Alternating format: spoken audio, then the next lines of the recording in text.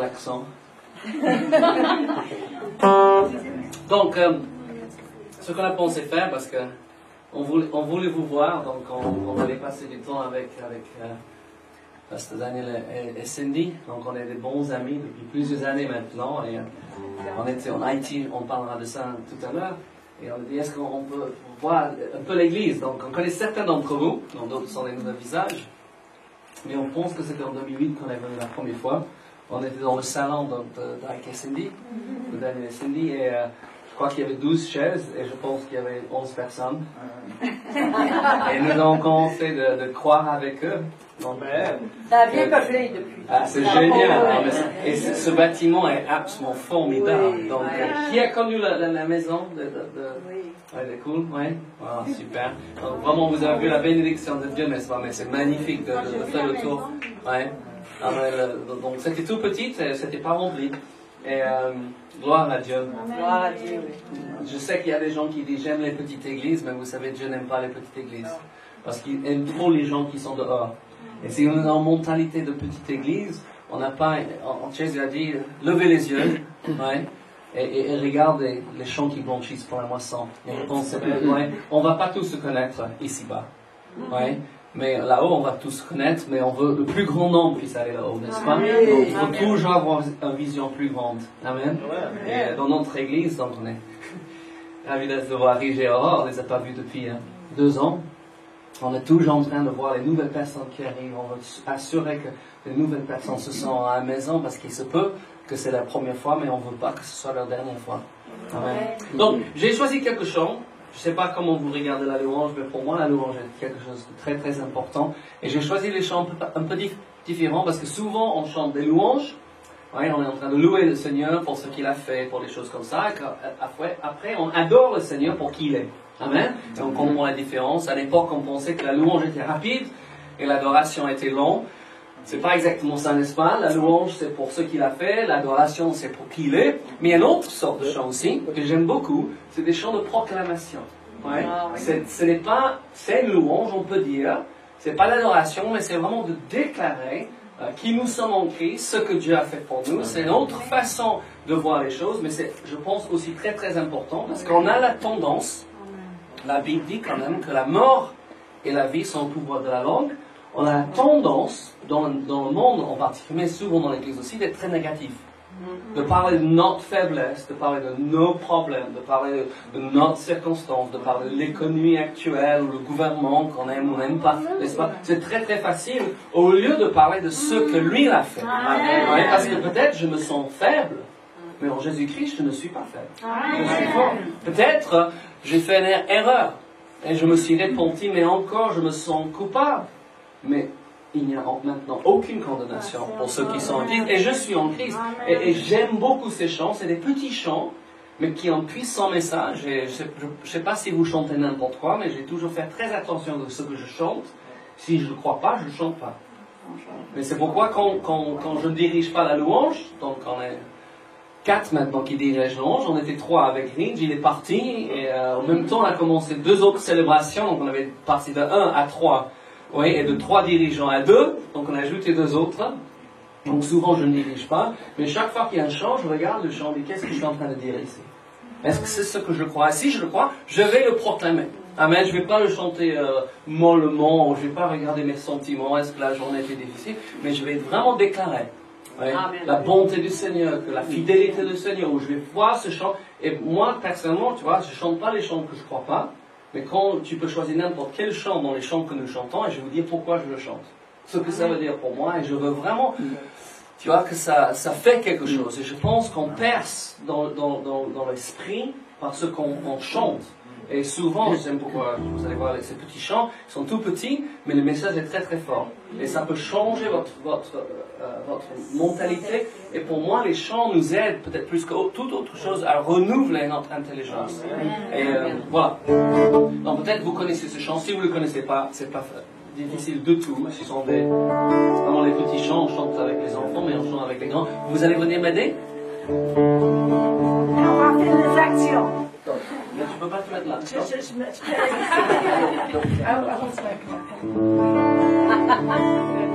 La parole agit puissamment en moi.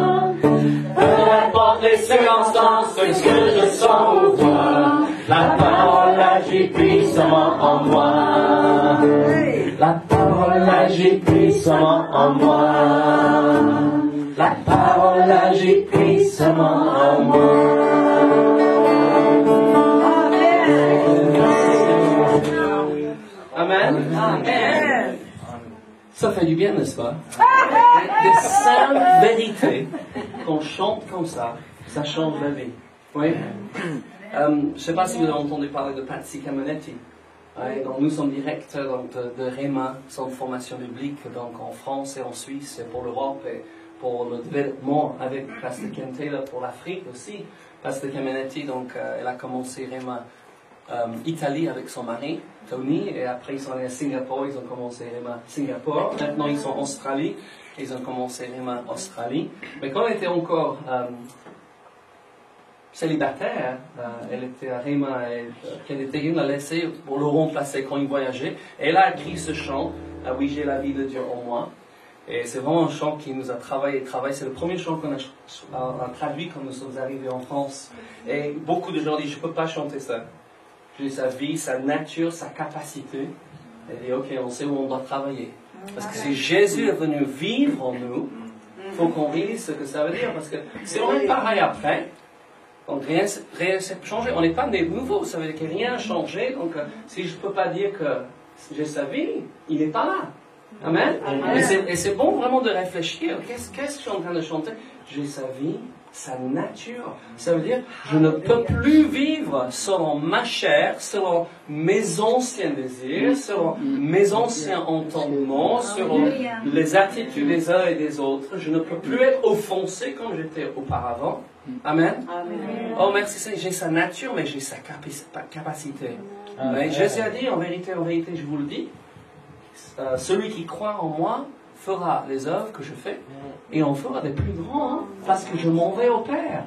Ce n'est pas quelque chose que nous avons imaginé, Jésus l'a dit. C'est en Jean 14, 12, si je ne me trompe pas. Ouais. Donc j'ai sa capacité en moi. Ouais, donc je ne peux pas avoir mes yeux sur ma petitesse. Ouais, d'où je viens, qui j'étais, ma famille, mais ma famille n'a jamais fait ceci, ma famille... On entend les gens dire souvent ça, mais ma famille n'a jamais voyagé, mais vous savez, on fait partie de notre famille maintenant. Et votre famille voyage. Nous disons ça souvent dans notre église. Si vous allez faire partie de Victoire Centre Chrétien, c'est le nom de notre église, dites, prenez un passeport. Hein? Mais il y a une onction sur notre église et les gens voyagent partout. Certains pour les affaires, mais Dieu les donne l'occasion de témoigner partout. D'autres pour le ministère. Ouais, on est tous appelés. D'autres, c'est pour voir la famille. Parce qu'on a des membres de famille partout, n'est-ce pas? Et on dit, prends un passeport. Ah oui, mais ma famille n'a jamais eu beaucoup. Oui, mais votre Père céleste, oui, il a des bétails sur 1000 montagnes. Oui, c'est lui qui a créé l'or et l'argent. Il n'y a pas de problème d'argent chez Dieu. Amen. Il y a un problème peut-être d'argent dans ta tête. Oui. Mais il n'y a pas un problème de l'argent pour Dieu, mais c'est très important, et j'aime tellement ce sens. Oui, j'ai sa vie, sa nature. Je veux que ma nature change pour être sa nature et sa capacité. Qu'on arrête de penser à nos limitations, notre petitesse, et on commence à penser à plus grand celui qui est en moi. Est-ce que quelqu'un sait d'où vient ce verset? Plus grand celui qui est en moi que celui qui est dans le monde. Quelqu'un sait? Pasteur Laurent, je sais que tu sais. Quelqu'un sait? Oui?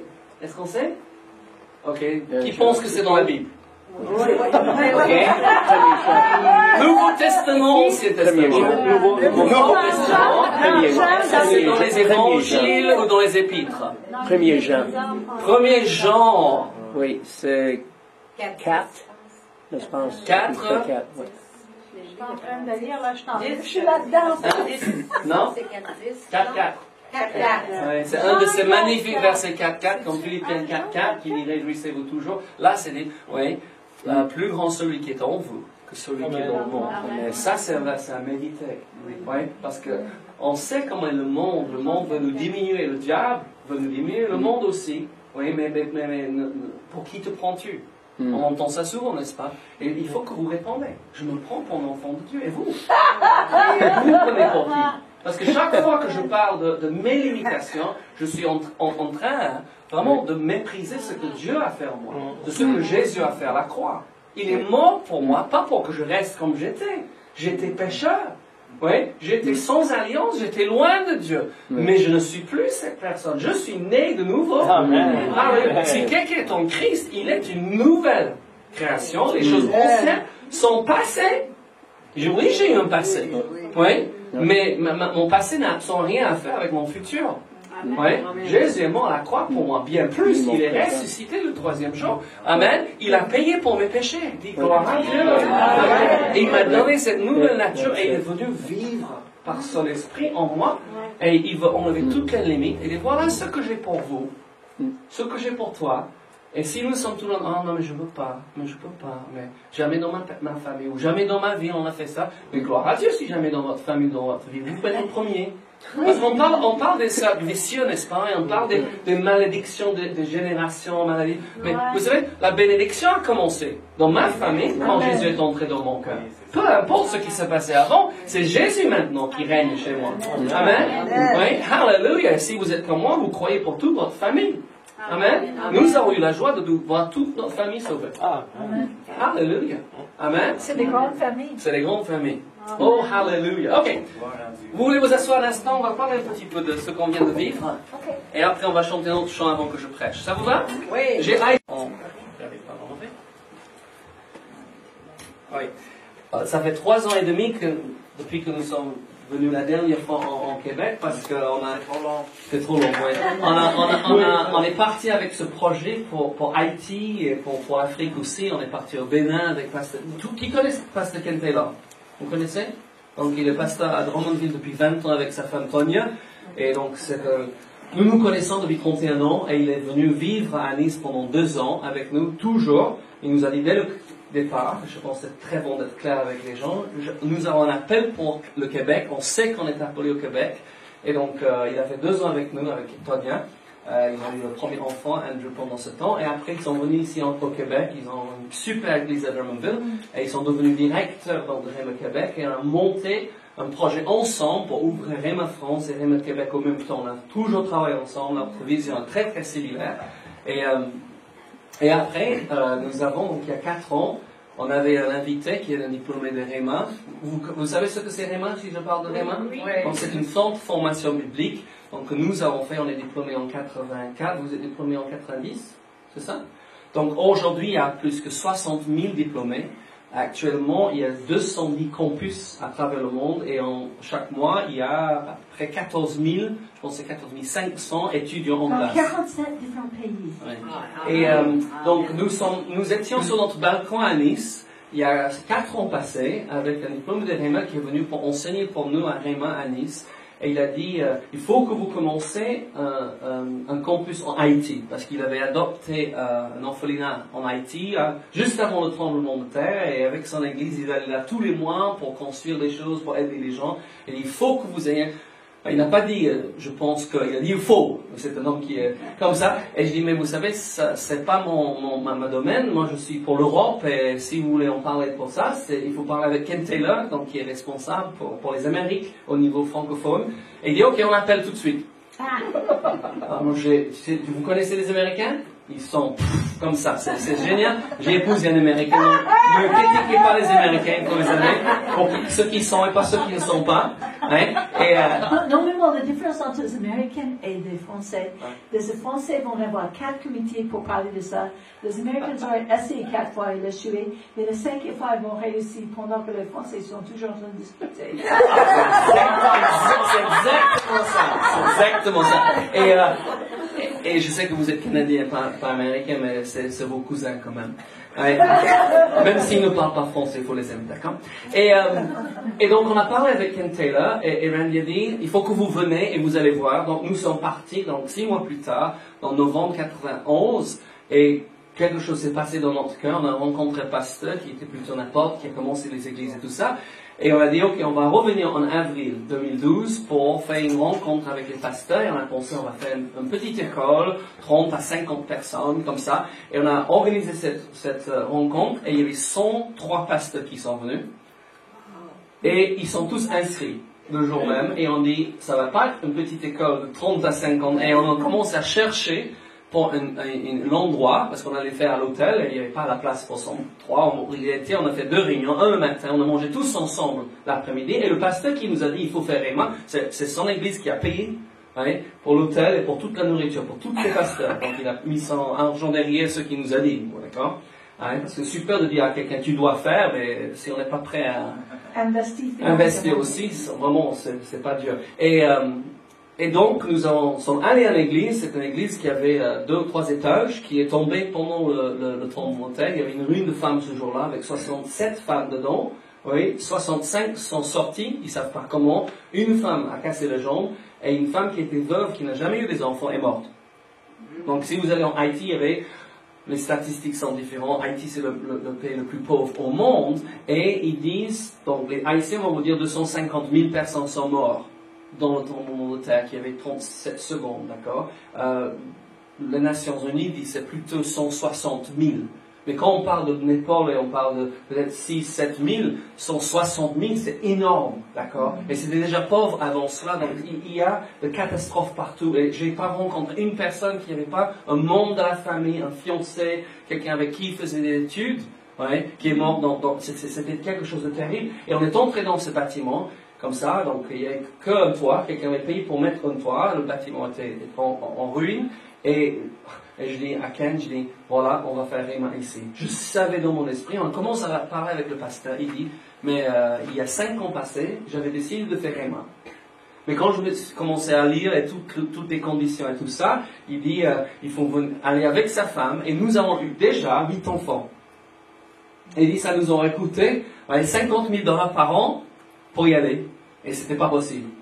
Et il dit, et maintenant, Réma vient chez moi. Il dit, c'est grâce à moi que Réma vient ici. Il dit, ok, d'accord.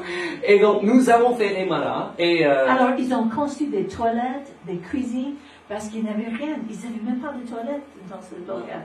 Pour tous ces gens. Tu sais, la pauvreté est affolante. Tu sais, les gens vivent dans des taudis, des maisons avec des métals, tu vois, pour les toits. Et quand je suis là la première fois, il y avait des milliers de personnes sous tente. Et ils ont vécu sous tente beaucoup pendant 2 ans. Mais c'était horrible. Donc on a dit, il faut qu'on nourrisse ces gens. Et donc nous avons commencé. Et samedi dernier, ouais, donc il y a combien de jours? Il y a 6 jours, 5 jours. Nous avons diplômé 274. Ouais, on a après 2 ans et demi d'école, ouais, donc je peux vous montrer les photos après. Donc 274 diplômés. Nous croyons que c'est le plus grand premier classe dans n'importe quel pays de Réma. C'est ce que Kenneth et Lynette Hagin croient. Donc les directeurs internationaux, Kenneth et Lynette Hagin, sont venus des États-Unis pour faire le remise de diplôme avec nous, et c'était vraiment formidable. Et beaucoup. Ils étaient tellement fiers. Oh, c'était génial de voir leur visage, tu vois. On a loué une très belle bâtisse que même au niveau des États-Unis, c'était impressionnant. Alors, oui, on n'a jamais vu un bâtiment aussi beau en Haïti jusqu'à ce jour-là, donc c'était formidable. Nous sommes dans le quartier le plus pauvre de Port-au-Prince. Ouais. C'est là où se trouve Réma. Il s'appelle Carrefour. Et les gens viennent de partout. Ils sont des pasteurs qui sont dans ça. C'est 200... il y avait 240 hommes qui étaient inscrits dans le corps public. Alors, beaucoup sont pasteurs déjà. Mais on a visé deux différents groupes de personnes. On a visé les pasteurs, parce qu'il y a beaucoup de pasteurs en Haïti. L'église moyenne en Haïti a 200 membres. Ce n'est pas des petites églises, mais beaucoup de pasteurs n'ont eu aucune formation. Ça veut dire qu'ils ont un appel de Dieu et on voit ça. Oui. Une passion pour Dieu, on voit ça. Mais ils n'ont pas eu de formation, donc ils étaient ravis. Je pense qu'il y avait une centaine de pasteurs. Ouais, donc certains des églises plus grandes. Il y a une pasteur Baptiste qui avait 700 membres, d'accord, qui est venu, et beaucoup étaient remplis du Saint-Esprit les premières semaines. Et chaque 3 mois, nous sommes allés, donc des enseignants, c'était cool, est allé aussi enseigner, donc une semaine intense de 4 cours, ouais, donc pendant 6 jours, et c'était vraiment, vraiment génial. Et le chaleur, tu peux pas s'imaginer. Cette semaine, il faisait 38 degrés. Alléluia! C'est moi. Et ce matin, quand je suis parti manger, il faisait -2. Donc je suis passé de 38 à -2. Ça fait 40 degrés de différence. Ouais, c'était génial. Donc, le premier groupe, c'était des pasteurs, et l'autre groupe, c'était des jeunes hommes et jeunes femmes qui reçoivent un appel, donc tous recommandés par le pasteur, et c'était vraiment quelque chose, je pense que tu as parlé un petit peu de ça, le privilège d'avoir, donc il y avait 300... Ils prennent les choses de vous, quand vous les enseignez, parce qu'ils ont tellement faim et soif de parler de Dieu. C'est extraordinaire. Et alors, les choses qu'on a dit, qu'on enseigne sur la famille, on n'a jamais pu dire avant, mais ils avaient une telle faim de la connaissance de la parole de Dieu. Et ce qui est formidable, surtout avec les pasteurs, parce qu'ils n'ont jamais eu cette formation, ils partent tout de suite, parce qu'on fait jeudi, vendredi, samedi, après une pause dimanche, Oui, et ils repartent dans leurs églises pour prêcher et on reprend lundi, mardi, mercredi, d'accord? Et après 3 mois de pause, donc ça les a pris 2 ans pour faire les 44 différents cours, oui, et les pasteurs parlent pour prêcher ce message dans leur église et ils reviennent avec des témoignages. Et certains de ces pasteurs, ils viennent et ils parlent pendant une semaine pour venir à la réunion. Les autres marchent 2 heures le matin pour venir. Ils se lèvent à 5 heures du matin pour être là pour 7 heures en classe. Et il faut voir, les pasteurs, ils sont tous assis au premier rang. Et ils sont attentifs, tu vois. Alors, normalement, tu mets 3 sur la chose, mais eux, ils mettent 4. Ou 5. Parce qu'ils veulent être devant. Ils préfèrent laisser les tables vides derrière, être devant, que d'être plus confortable. Mais c'était vraiment, pour nous, un Tu as des immense oiseaux privilège. qui survolent au-dessus, parce que c'est un bâtiment, tu sais, c'est comme un pole building. Tu sais, un bâtiment avec des grands piliers. Non, il n'y a pas de murs. Et des oiseaux coulent dedans. Oui. Non, heureusement, parce que si tu mettais des murs, tu seras trop chaud. Tu ne pouvais pas le supporter. Mais un témoignage, par exemple, donc on est allé manger le soir à l'hôtel, on restait, il y avait un des diplômés, parce qu'ils sont tous diplômés maintenant, qui est venu avec sa femme nous saluer, et ils ont dit... le 15 mai, je reprends ce que j'ai fait avant Réma.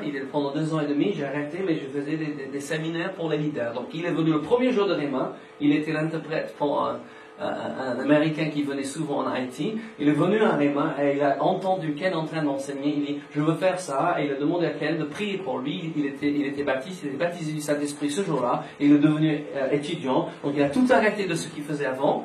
Et il dit, je reprends le 15 mai. On a 120 pasteurs et leaders qui viennent et on va les enseigner 3 cours de Réma. Sauf qu'il ne va pas enseigner en français, parce qu'on a fait tous les cours en français, ils vont faire tous en créole pour ceux qui ne parlent pas français. Mais c'est, déjà tu dis, un des diplômés va faire ça. Qu'est-ce que les autres vont faire? Mais parlez de Jean-Claude qui est... Jean-Claude! Il y a tellement de témoignages. Donc, il faut comprendre que c'était une situation assez difficile. Donc, il y a eu des enlèvements, il y a eu toutes sortes de problèmes parce que la pauvreté est grave. C'est même à l'hôtel où on reste. Il y a des hommes là avec des fusils. Il y a 3 qui promènent. Tout le temps avec des fusils pour protéger. Nous n'avons pas eu de problème, mais on promène pas. Mais le pasteur principal, il s'appelle Eddie François. Sa fille, Ruth François, donc, était l'administratrice pour Réma. Son père a rappelé les États-Unis, il a vécu les derniers 10 ans aux États-Unis, il était en train de faire une maîtrise en administration, il est devenu l'administrateur de Réma, donc quand on l'a rencontré, il est toujours un grand homme avec lui, et j'ai vu qu'il avait un pistolet, et je lui ai offert, est-ce que vous connaissez le livre L'autorité du croyant? Oui, c'est sûr. Vous l'avez? Ok. Donc, on avait imprimé 10 000 exemplaires de ça pour donner en Haïti. Et donc, la première fois que je suis allé, la deuxième fois, j'avais quelques exemplaires. Donc, j'ai donné un, il s'appelle Jean-Claude. Et partout où on allait, il était là, il avait une table à côté, il était derrière dans le camionnette, tu vois, pour protéger le pasteur. Hein? Grand homme. Et je le voyais, et chaque fois que je tournais, il était là en train de lire ce livre. Et je dis, il n'a rien à faire, donc il le livre. Ouais, je ne savais pas qu'il allait être un étudiant, donc quand je retourne un an plus tard pour enseigner. Ouais, et je lui dis, comment ça va Jean-Claude? Il dit, mais j'ai commencé des églises dans les prisons. Je dis, comment? Il dit, il était policier. Il est policier, toujours. Et il dit, oui, j'ai 8 églises dans les prisons. Et il dit, tous les détenus, mes détenus, donc j'ai des pasteurs adjoints qui sont... des détenus, et j'ai baptisé 270 détenus maintenant. Et il m'a montré les photos de baptême et tu pleures. Tu dis, mais c'est génial, parce qu'il n'y a aucun espoir, vous savez, pour un détenu qui n'entend pas l'évangile. La plupart deviennent pire en prison parce qu'ils racontent tout leur braquage et tout le reste, et ils apprennent comment être pire, pas mieux, s'il n'y a pas l'évangile. Et je dis, mais c'est génial. Moi, je l'ai vu avec ce livre, Autorité des croyants, donc il vient d'être diplômé maintenant, et il est en train, non, il est toujours policier, mais pas ce policier. Ouais, mais il y a des témoignages après témoignages. On a imprimé combien de millilivres? 170 000. 170 000 millilivres. Et on a donné gratuitement. Wow. Tu sais, chaque année, ça nous a coûté, et Pasteur Ken, $100 000 de plus que nos budgets. Wow. Tu sais, parce qu'il fallait payer pour la nourriture pour tous ces gens. Alors, tu sais, et le billet. Et le billet d'avion et tout l'hôtel. Ça c'était très fort. En plus de 170 000 qu'on a imprimé là-bas. Alors, À Dieu le gloire. Je sais que tout l'argent est rentré et c'est tout payé. Alléluia. Dieu est bon. Amen. Il y a quelques étudiants ici qui est étudiant actuellement. France, tu es étudiant? C'est pas la nôtre? Laurence. Tu as déjà fait, c'est pas rien. Tu es diplômé. C'est pas France? C'est Laurence. Tu dis c'est bon, France. Excuse-moi, Laurence. J'ai appris que Laurence est de Grasse et nous sommes à 30 km de Grasse. Donc, peut-être un peu plus. Qu'est-ce qu'il y a d'autre à dire? On va vous parler de la France, parce que c'est bon de parler de Haïti. Mais nous habitons en France, et on a une belle église. Ça fait 30 ans qu'on est en France. Et c'est génial. Dieu nous a envoyé. Laurent est américaine et je suis britannique. Mais nous sommes en France depuis 30 ans et demi maintenant. Et quand on a débarqué, je ne parlais pas français, mais je pouvais chanter après 3 jours. Je pouvais chanter ces chansons. Et on a traduit ce chant, c'est le premier qu'on a chanté. Alors j'ai pointé mon doigt à la chose, et tu sais, j'enseigne les enfants, parce que Dieu ne m'a jamais permis que j'utilise l'interprète. Une fois avant qu'on a démarré l'église, et ensuite il ne dit plus jamais. C'était comme si quelqu'un m'a bâillonné et ligoté mes mains, parce que je ne pouvais pas parler avec elle. Alors je dis, lis-moi ça. Je savais dans mon cœur ce que les gens avaient besoin par l'Esprit de Dieu et je pouvais enseigner les gens. Et j'ai enseigné le bébé, les enfants. Et je dis, c'est quoi ça? Et les enfants donnaient le mot de la chose et je dis dans la phrase. C'est comme ça que j'ai appris le français. Ça fait 30 ans. Donc, nous avons eu nos enfants en France. Donc, je ne sais pas, est-ce que Philippe et Rebecca sont venus ici? Oui. Dans cette salle, deux fois. C'est vrai? Oui, Donc, vous connaissez notre fille Rebecca. Donc, la grande nouvelle de Rebecca. Maman! On a une magnifique, donc ça fait de nous des grands-parents. On a des photos pour vous. Oui. Donc il y a 3 mois et demi maintenant qu'ils ont eu une petite fille qui s'appelle Ella. Elle a un super accouchement, c'était très bien passé. Et elle, ça veut dire éclat de soleil. Elle était née à janvier 26, à 8h26 du matin, juste quand le soleil s'éclatait. Et Rebecca a tiré l'enfant d'elle-même quand elle était en train de coucher. Il dit, est-ce que tu veux la prendre? Donc elle a pris. Et le bébé n'a même pas pleuré. Elle, c'est une joie. Elle est vraiment formidable. Elle est chou, on est fiers grands-parents. Plus que oui, mais il faut qu'on parle de Jésus, pas de nous. Okay. Ok, je vais vous donner une bonne déclaration et ensuite je vous laisse en tout. C'est vrai? Tout le monde dit. Non. Levez-vous encore.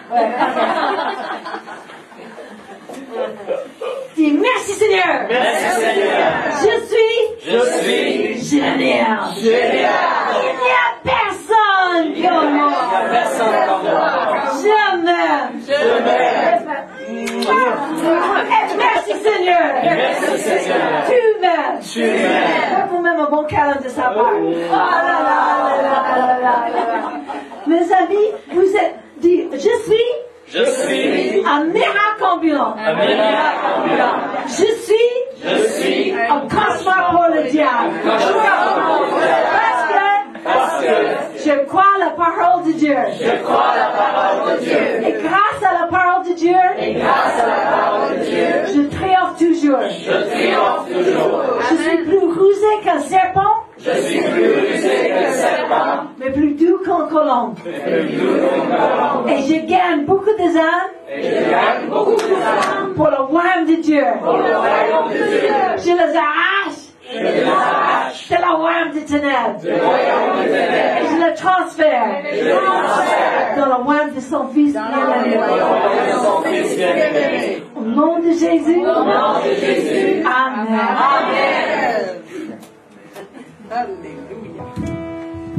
J'ai encore un chant. 1 Thessaloniciens 5, 16, 17, 18 dit, soyez toujours joyeux. Priez sans cesse. Amen. En toutes choses rendez grâce, car c'est la volonté de Dieu à votre égard. Ce chant, c'est exactement ça. C'est comme ça. Je vais parler de la joie. Oui. Et la première raison de notre joie, ça va être mon titre ce soir. C'est comme ça.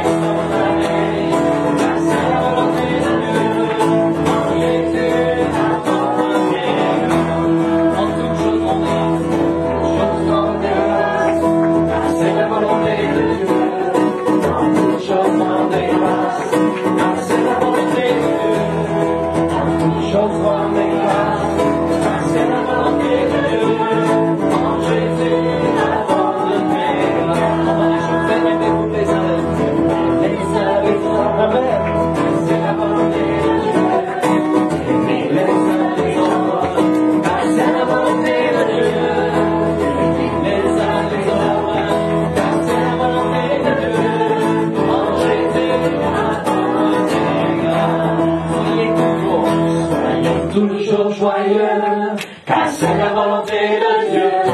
Soyez toujours joyeux, car c'est la volonté de Dieu. Soyez toujours joyeux, car c'est la volonté de Dieu. En Jésus, notre Vainqueur. En Jésus, notre Vainqueur. Amen.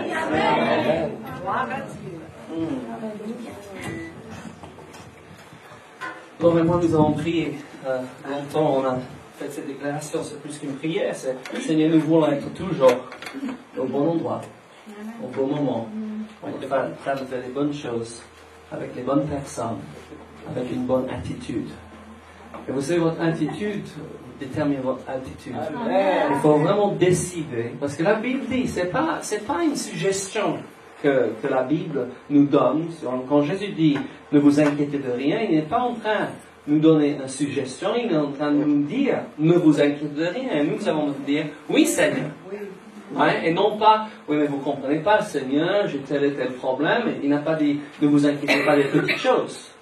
Il y a certains qui disent mais je ne m'inquiète jamais des grandes choses. Non mais vous inquiétez de petites choses. Ouais, il ne faut pas inquiéter. Mais Paul non plus n'est pas en train de nous faire une suggestion.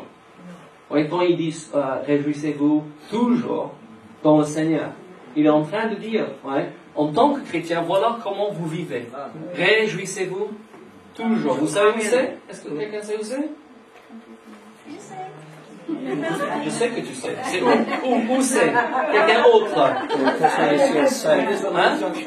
Non, ça c'est soyez toujours joyeux. Presque pareil, mais non. Réjouissez-vous toujours dans le Seigneur. Ouais. Réjouissez-vous toujours dans le Seigneur. Philippiens 4. 4. Oui. Encore un 4. Oui. Tournez là si vous avez votre Bible. Sinon, je vais vous lire. Je trouve que c'est encore mieux si on peut regarder aussi. Mais en Philippiens 4. Jean 4. 1 Jean 4, c'était plus grand celui qui est en vous. Ici, donc, c'est...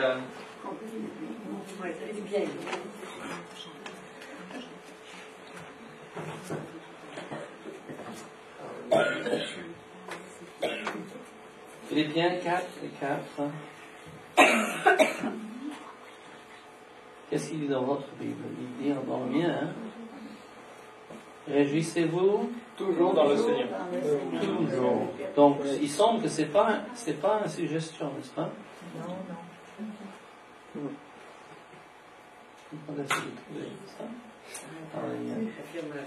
Oui.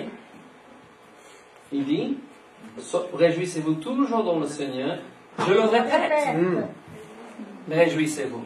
Et si vous lisez l'épître dans les Philippiens, c'est un épître de joie. Tout le temps, il dit réjouissez-vous. Et je me fatigue pas, il dit, de vous le dire même. Pourquoi? Est-ce que quelqu'un sait pourquoi il nous dit de se réjouir dans le Seigneur? Parce que c'est vrai, il y a des circonstances dans lesquelles nous ne pouvons pas nous réjouir, n'est-ce pas? Oui. Pardon? Ça va être notre force. Oui. Vous connaissez cette vérité? En Néhémie 8, 10, il dit la joie de l'Éternel est votre force. Amen. C'est pourquoi Paul ne dit pas si vous avez envie, si tout va bien, réjouissez-vous. Il dit réjouissez-vous toujours. Pourquoi? Parce que Dieu veut que vous soyez forts. Et si nous ne nous réjouissons pas, nous allons être faibles. Donc, comprenons la différence. Être heureux et le bonheur et la joie et de se réjouir. Il y a deux choses tout à fait différentes. On est heureux quand les choses vont bien. On est heureux quand nous avons une promotion au travail, une augmentation, ou on vient de se fiancer, ou on vient d'annoncer que nous sommes enceintes, on a un bébé. On est heureux parce que la famille arrive, n'est-ce pas? Encore plus heureux quelquefois quand c'est le moment pour qu'ils partent. Mais on est heureux. On est heureux à cause de nos circonstances, n'est-ce pas? Et il faut dire que tout le temps, nous ne sommes pas heureux. C'est un sentiment, n'est-ce pas? On n'est pas heureux quand quelqu'un annonce qu'il est malade. On n'est pas heureux si on perd son emploi. On n'est pas heureux quand le membre de la famille vient de partir. Même s'il est âgé. On n'est pas heureux, n'est-ce pas? Vous êtes d'accord? La Bible dit pas « Soyez toujours heureux ». Mais la Bible dit non plus « Heureux est votre force ». Nous pouvons être heureux. j'ai pas le temps pour dire, mais il y a des versets qui disent comment être heureux. Si vous mettez en pratique la parole de Dieu, Jacques dit, vous serez heureux dans votre activité. On peut arriver à être heureux dans presque toutes les circonstances, mais nous ne serons jamais toujours heureux. Je ne peux pas être heureux. Quelqu'un vient m'annoncer qu'ils ont le cancer et les médecins leur donnaient 3 semaines à vivre, je ne peux pas dire que je suis heureux. Non. Je peux dire que je peux prier. Mais on sait que quand on a prié, les gens sont morts. Bon, je ne peux pas dire que je suis heureux, n'est-ce pas? Mais je peux être joyeux. Pourquoi? Parce que je peux l'annoncer Jésus. S'ils ne connaissent pas le Seigneur, je lui annonce Jésus, ils acceptent Jésus, et je sais que quand il part au ciel. Ou je peux dire, parce que c'est déjà un frère ou sœur en Christ, on se reverrait. C'est pas la parfaite volonté de Dieu, ça c'est sûr. N'est-ce pas? Mais on peut se réjouir parce que Dieu dit, je suis l'Éternel qui te guérit. Et nous voyons de plus en plus des gens guéris. Ça c'est merveilleux. Mais ce qui est plus important encore, c'est qu'ils sont au Seigneur. Amen. Parce qu'il ne faut pas qu'on vise la guérison si la personne ne connaît pas le Seigneur encore. Vous êtes d'accord? Ok? Donc, la Bible nous dit que la joie du Seigneur est notre force. C'est pourquoi il faut toujours être joyeux. La joie ne se base pas sur nos circonstances. La joie se base sur les choses éternelles. En réalité, la joie se base sur Dieu. Amen? Est-ce que Dieu change? Non. Est-ce que vous avez un verset qui dit que Dieu ne change pas? Quelqu'un connaît un verset? Oui? Hébreux chapitre 13, verset 8. Hébreux 13, 8, Jésus-Christ est le même hier, aujourd'hui, demain. Nora a pris ce verset en français, c'est le seul qu'elle connaissait. Elle allait voir toute la France convertie avec ce verset, n'est-ce pas?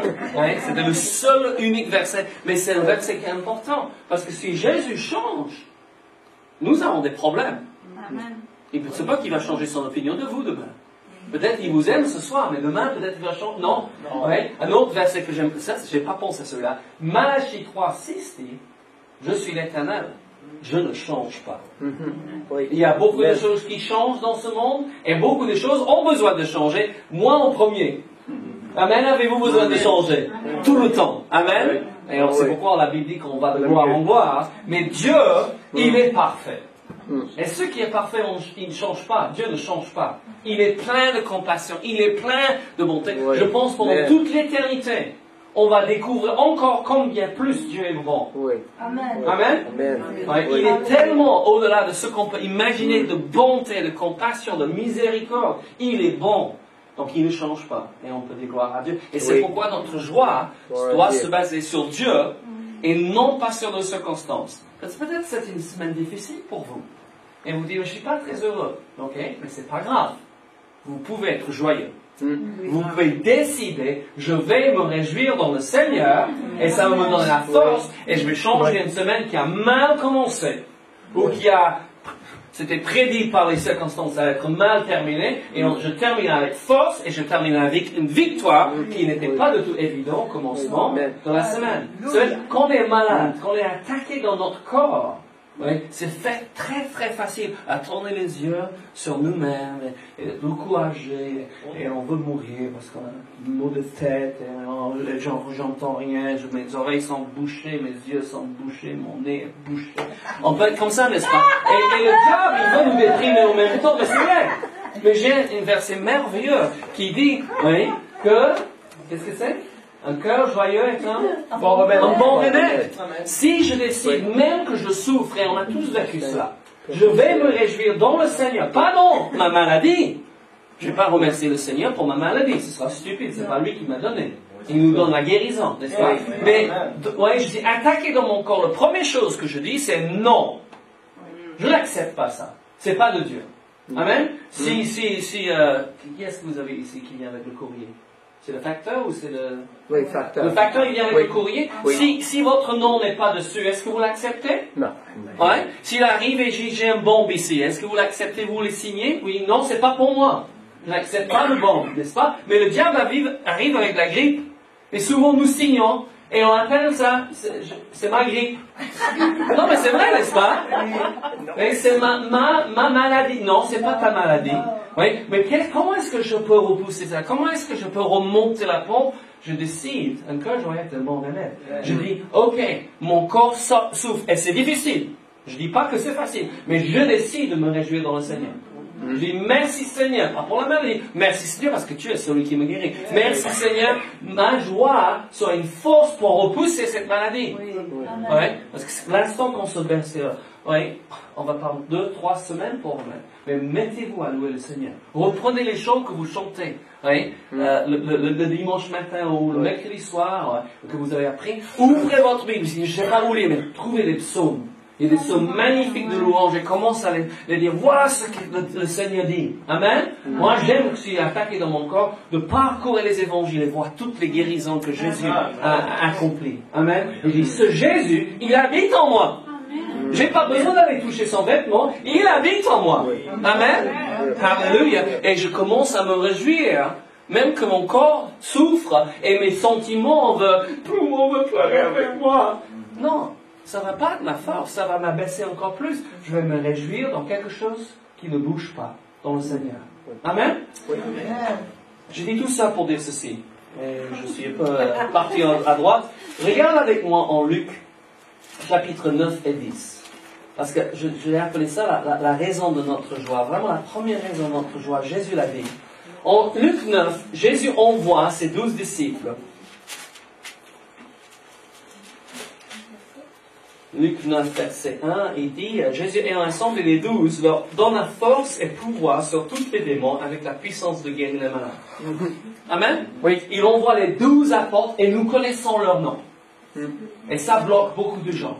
Il y a des gens qui pensent que quand le dernier apôtre, quand Jésus est mort, que c'était fini la puissance de Dieu, ou quand les derniers apôtres sont morts, c'était fini. Mais regardez chapitre 10.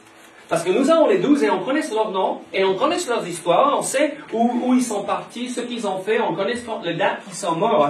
Oui. Mais il dit, en Luc 10, après cela, le Seigneur désigna encore 70 autres disciples. Oui. Pas des apôtres. Et ça, pour moi, ça a changé ma vie. Parce que j'avais entendu toutes ces choses sur les apôtres. Et on appelle, le 5e livre du Nouveau Testament, les actes des apôtres. Qui est faux.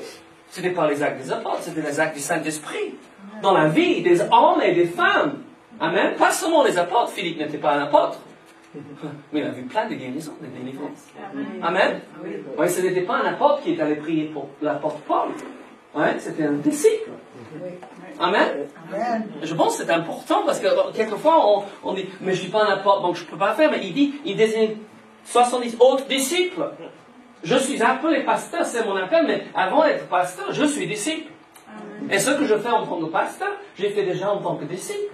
Prier pour les malades, voir les gens guéris, voir les gens délivrés, amener les gens au Seigneur. Ça, c'est le travail de disciple, c'est pas le travail de pasteur. Le travail du pasteur, c'est diriger l'Église. Amen. Et on ne connaît pas leur nom. Il revient, et regarde ça, donc on va sauter quelques versets, vous pouvez lire bien entendu, verset 17. Et dit, les 70 revint avec joie, disant, Seigneur, les démons même nous sont soumis, et voilà la clé, en ton nom. C'est le nom de Jésus qui fait soumettre les démons. C'est pas en mon nom. Je chasse rien au mon nom. Amen. Je chasse au nom de Jésus. Je guéris au nom de Jésus. Si vous avez imposé les mains sur quelqu'un, ils étaient guéris, il vient vous remercier, dit, mais gloire à Dieu, c'est Jésus qui guérit.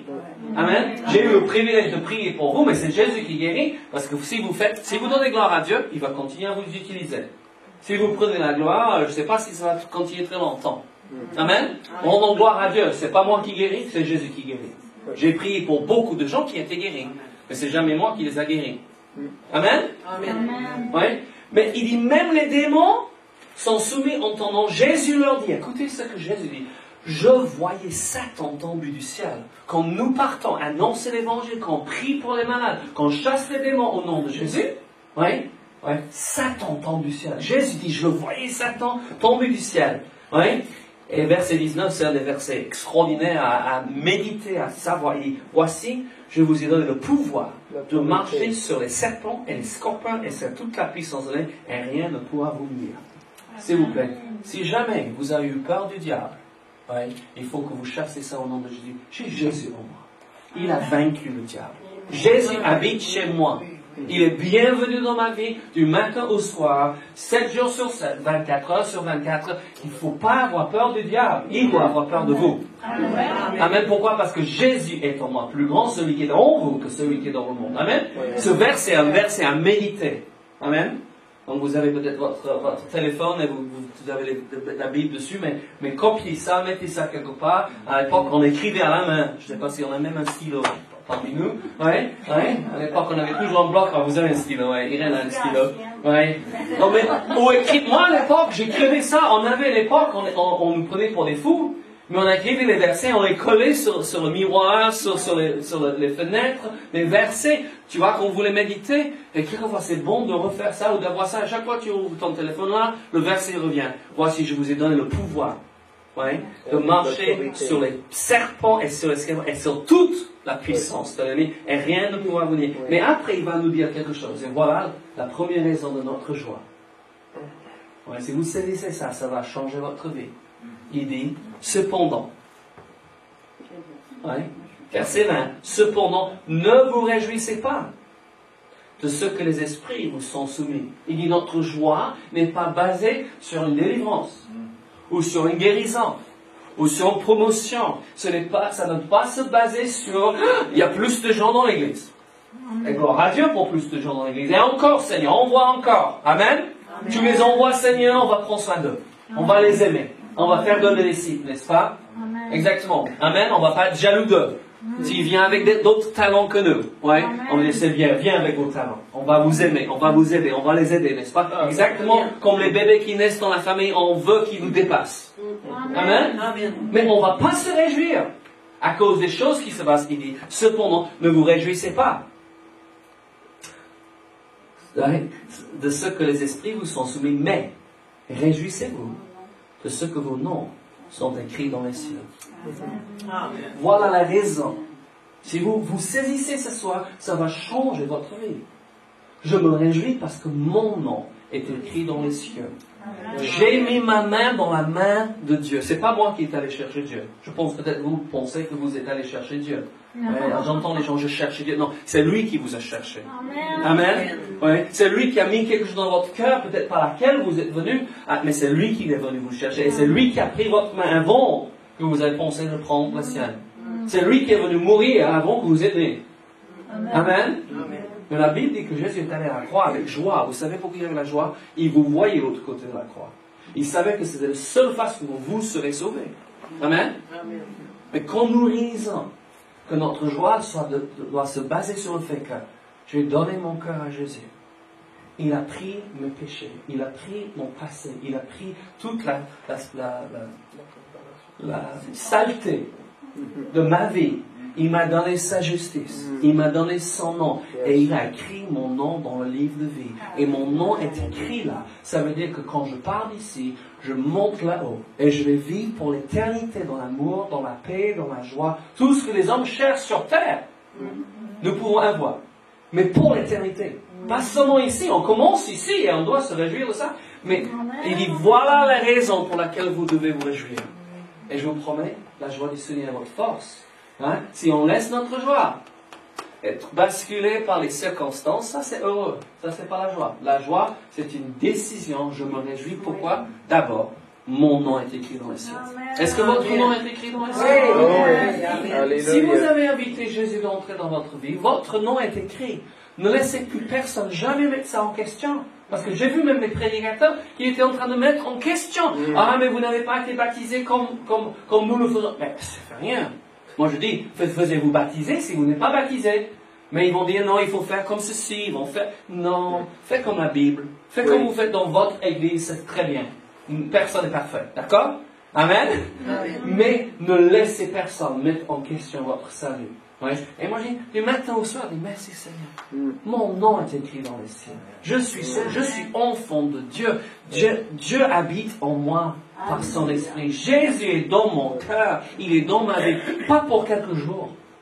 Pas pour quelques semaines. Ouais. Pas pour régler quelques bobos que j'ai actuellement. Parce que souvent les gens arrivent à Christ parce qu'ils ont un problème, n'est-ce pas? on voit beaucoup de gens qui ont des drames dans la famille. Ouais, un divorce, ou une maladie, ou une perte de quelqu'un. Il vient au Seigneur, n'est-ce pas? Et Jésus règle ça pour eux. Il pense leur plaie et après il repart. Mais pourquoi vous repartez?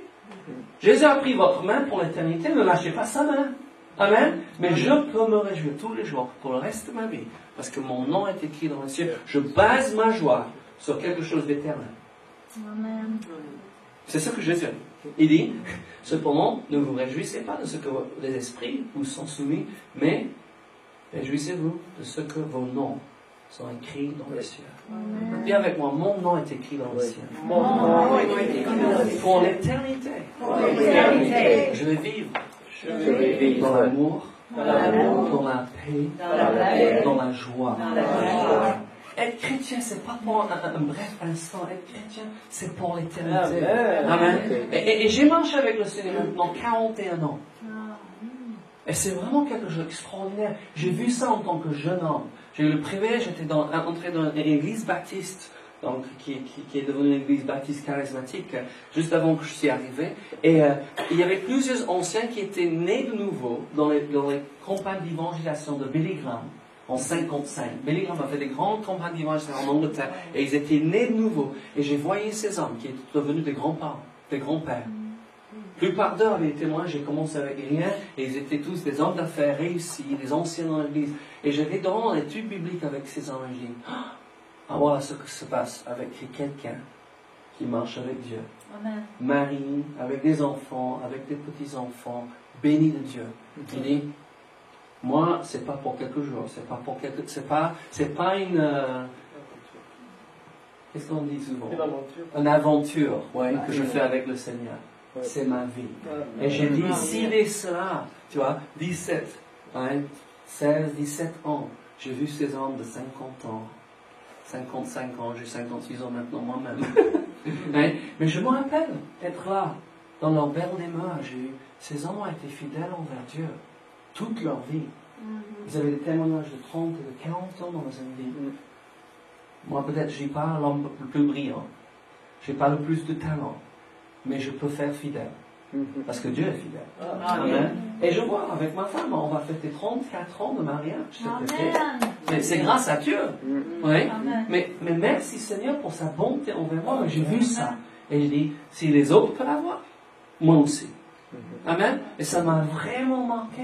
Mais moi, je dis, ma joie ne se base pas sur l'économie actuelle. Ça ne base pas s'il y a beaucoup de gens dans l'église ou pas. C'est mon métier. Ouais? Ça ne se base pas si tout va bien. Parce qu'il y a des moments que tout va mal. Disons la vérité. Jésus a dit, dans ce monde, vous aurez des tribulations. Mais prenez courage, j'ai vaincu le monde. Ma joie se base sur le fait que Dieu a envoyé son Fils Jésus mourir pour moi. Pour moi. Et j'ai accepté Jésus comme mon Seigneur Sauveur. Et il a écrit mon nom. Et j'appartiens à Dieu. Et ma joie se base sur ça. Et ça change tout. Parce que je peux me réjouir dans les pires des situations, parce que mon nom est toujours écrit dans les cieux. Il n'enlèvera pas. Dieu ne change pas. Jésus-Christ est le même hier, aujourd'hui et éternellement. Alléluia. C'est simple ce que je dis ce soir. C'est pourquoi on a chanté ces petits chants. Oui? Parce que je veux vraiment quelque chose de simple pour vous. Parce que j'ai trouvé que les choses les plus simples ont fait de plus grandes différences dans la vie. Amen. Dieu est en train de faire des grandes choses dans cette église. Moi, je me rappelle la première fois qu'on est venu, j'ai dit, je sais que Dieu a des grandes choses pour vous de faire au Québec. Et avec 12 personnes dans l'église, ce n'était pas évident, n'est-ce pas? Ouais? Je ne sais pas si vous en aurez, vos pasteurs, mais c'est extraordinaire. Ils ont quitté tout. C'est pas facile pour nous, les anglophones, d'apprendre la langue française, qui est une langue très très difficile, de changer de culture. Et moi, je dis, mais quand j'ai rencontré Daniel, d'abord j'ai rencontré Daniel, donc tout de suite, Dieu a tissé nos cœurs. J'ai dit, combien je suis fier de ce couple. Et le Seigneur me dit, va les encourager. Donc on est venu, moi je ne pensais même pas qu'on allait prêcher à l'église. Le Seigneur m'a dit, viens les encourager. Et à la fin de la célébration, j'avais prêché, j'ai commencé à dire, cette église va grandir, je sais que c'est grandir. Vous êtes fidèles et Dieu va faire ce qu'il a promis de faire. Et quand je suis entré ici, on dit, mais c'est génial de passer à cette petite salon, oui, à ce magnifique bâtiment, c'est génial. Mais vous savez, c'est que le commencement. Il y a une vie de Québec. Et nous reconnaissons qu'il y a d'autres églises qui prêchent l'évangile. Et merci Seigneur pour tous qui prêchent Jésus. Peu importe leur titre, leur nom, leur dénomination, c'est pas grave. S'ils prêchent Jésus, c'est nos frères et sœurs. On les aime, on les bénit. Et on veut que toutes les églises qui prêchent Jésus grandissent, n'est-ce pas? Mais Dieu nous appelle ici. Dieu vous appelle ici. Et moi, je déclare encore, cette église va grandir. Ça va multiplier. Amen. Et vous n'allez pas connaître tous les mots des gens qui viennent par nom. Mais c'est pas grave. Vous pouvez les encourager et les bénir et voir la bénédiction de cette église sur la ville. Parce que ça, c'est l'idée de Dieu. Il veut que cette église devienne une église d'influence sur la ville. Parce qu'il veut que son église bénisse la ville. Amen. Alors, on est tellement bénis d'être ici avec vous. Oh, hallelujah. Père, je prie dans le nom de Jésus pour l'église triomphante, pour Pasteur Daniel et Cindy Crew, pour tout ce qui les entoure déjà. Seigneur, pour tous les leaders dans cette église, merci Seigneur pour leur fidélité. Et Père, nous appelons la croissance. Nous appelons la croissance. Nous déclarons que les gens vont venir du nord, du sud, de l'est et de l'ouest. Pas seulement du Québec, pas seulement du Canada, mais les gens vont déménager. Allez, encore des gens vont déménager et ils vont se trouver dans cette église et on ne sait même pas comment nous sommes arrivés ici. Père, nous appelons des centaines de personnes dans cette église et après des milliers. Au nom de Jésus. Et les gens vont venir avec tout leur bagage, tous leurs problèmes, toutes leurs maladies, mais ils vont trouver Jésus. Ils vont trouver la solution. Ils vont trouver la guérison. Ils vont trouver la délivrance ici.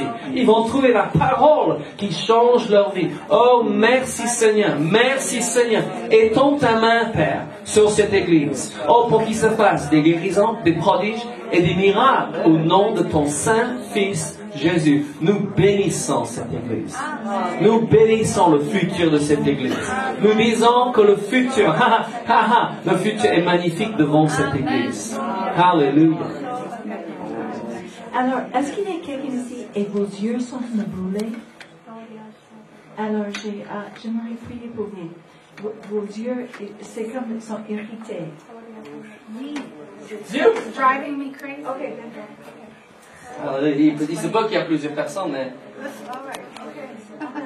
Alléluia. Merci Seigneur. Merci Seigneur.